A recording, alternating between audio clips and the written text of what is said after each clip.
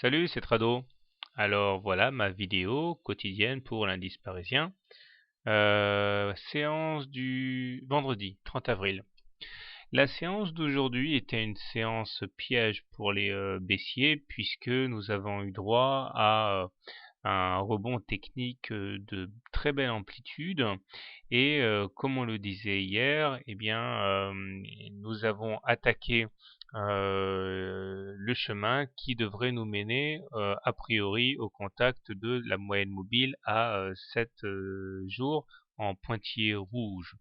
Cela ne remet en rien en cause la tendance et la dynamique baissière, tout d'abord parce que le MACD est clairement négatif et sous son signal, le stochastique sous son signal est dans sa zone de survente puisqu'il est inférieur à 20, et le momentum, même s'il redresse la tête, reste à un niveau négatif très prononcé. À cela, on peut ajouter le fait que nous sommes toujours sous l'influence négative de la fourchette d'Andrews rouge, dont la médiane continue d'aimanter les cours et continuera d'aimanter les cours, à moins que l'on parvienne à s'extraire par le haut de la fourchette d'Andrews rouge. Ça veut dire que même si on allait chercher les 3994, en bref, en gros 4000, on serait toujours sous l'influence négative de cette fourchette d'Andrews. Donc vous comprenez le travail qui reste à effectuer avant de convaincre les traders que la tendance est haussière.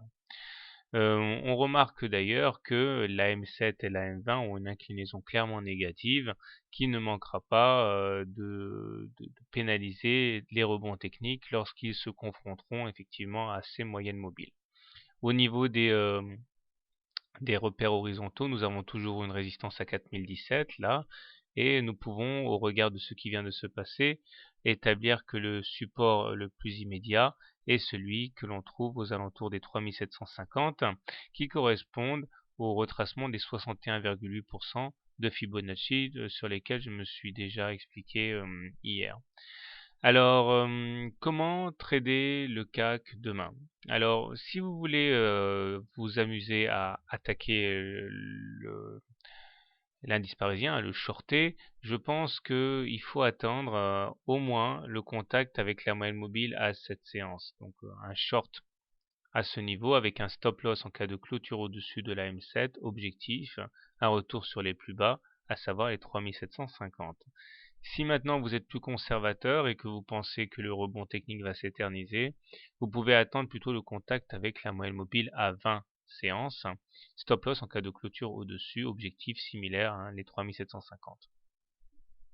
Si vous voulez plutôt acheter l'indice parisien en imaginant que la tendance haussière va reprendre, eh bien, de deux choses l'une, soit vous attendez un contact avec le précédent support à 3750 en espérant un double bottom, il y a une vidéo là-dessus, stop loss en cas de clôture en dessous, soit vous pouvez, mais c'est un peu dangereux, acheter sur les niveaux actuels, stop loss équivalent, objectif, faudrait au moins aller chercher la M20 pour que le trade soit intéressant au regard du risque potentiel.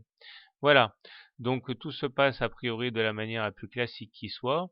Personnellement, je me mets en stand-by par rapport au CAC, puisque vous savez que je privilégie encore les trades short, mais que là on est dans une dynamique haussière, donc je vais plutôt aller trader les devises, je crois. On peut avoir une hausse demain, mais ça m'étonnerait fort que la tendance baissière soit terminée. Voilà, bonne soirée, bon trade et à demain.